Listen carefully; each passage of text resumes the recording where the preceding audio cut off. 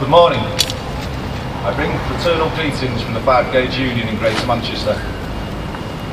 Our union actively supports International Works Memorial Day every year across the UK. Today's memorial is all the more poignant for us firefighters and members of the FBU, following the tragic death on the 13th of July last year of our comrade and friend, brother Stephen Hunt. This is to say nothing of the tragic loss felt by Stephen's family, who are represented here today by his mother Susan and his stepfather Wilf. Stephen was 38 years old and had proudly served at Phillips Park Fire Station throughout his time in the fire service. Today we are joined by a number of colleagues from the fire service and also the fire appliance from Manchester Central Station.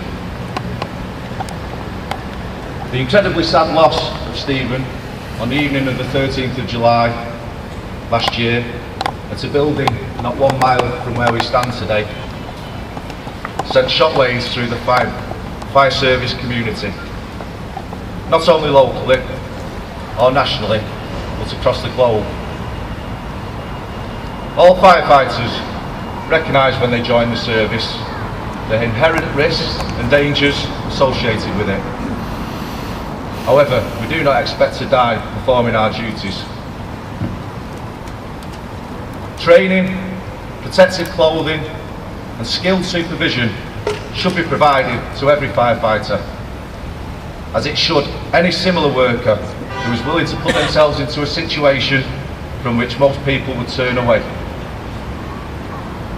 2 years ago, I stood here and spoke at the fears of the Fire Brigades Union for the welfare of our members in light of the government's disgraceful attacks on yours and our fire service.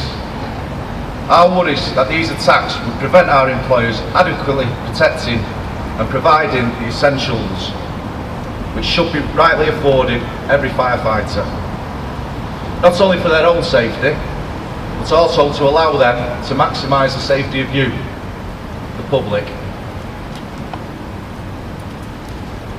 It should not be forgotten though, that the cuts imposed upon our service here in Greater Manchester have seen a reduction of 400 frontline firefighters and plan to increase the time allowed to reach incidents by 50% in 50% of our areas, a reduction in fire engines and a cut to the number of firefighters that ride these appliances. Can anyone honestly say that these cuts have not and will not continue to place the lives of our firefighters and the public in greater danger?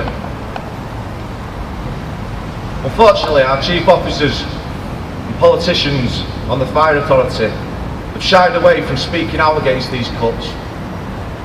Instead, they have spoken about modernisation, of streamlining, of a fire service where resources should be ploughed into prevention activities at the cost of our ability to respond to and successfully deal with incidents of all types. Isn't that really what people expect of their fire service though? The knowledge that if we are called, we will be there quickly to help in any way we can. In finishing, I ask that we continue to remember Stephen and all those others who have sadly lost their lives as a result of their work,